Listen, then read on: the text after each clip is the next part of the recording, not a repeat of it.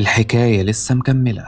بعد ما أول جريمة حصلت في تاريخ البشرية كنت شايف بداية طريقين، طريق للحق وطريق للضلال، طريق هيمشي فيه نسل آدم عليه السلام وطريق هيهرب له ابنه المذنب وكل أتباعه.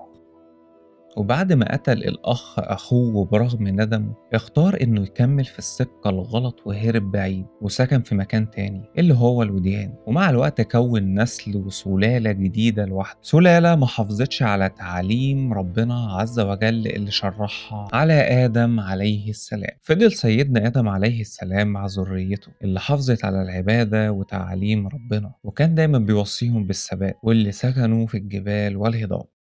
وفي وسط الألم والفقد جت لحظة نور، اتولد نبي الله شيث، الطفل اللي هيبقى بداية خط جديد في الزمن وأول نور من السماء للبشر.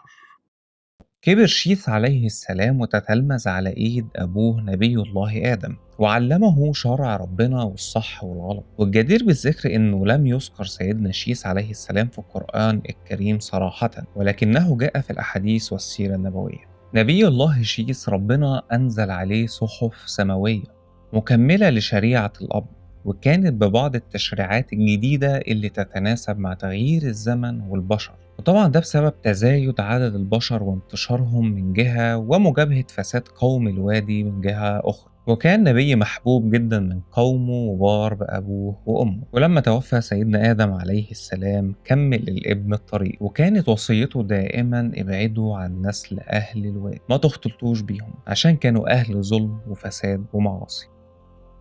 كنت شاهد على عظمة وحب الإله لعبده لما ربنا عوض سيدنا آدم بابن بار وجعله نبي.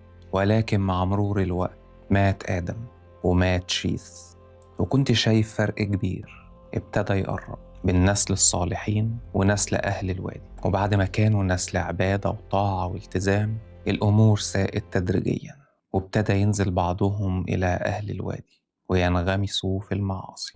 الحكاية بقت واضحة وضوح الشمس، شر أهل الوادي بيتوسع أكتر وأكتر لحد ما طال أهل الجبل.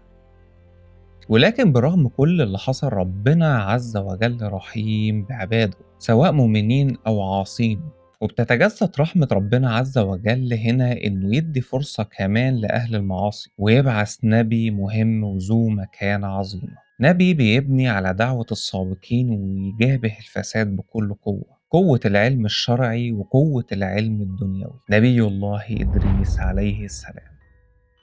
ولحد هنا خلصنا صفحة مهمة جدا في التاريخ الإنساني، واللي جاي أهم في تكملة القصة والحكاية بخط الزمن.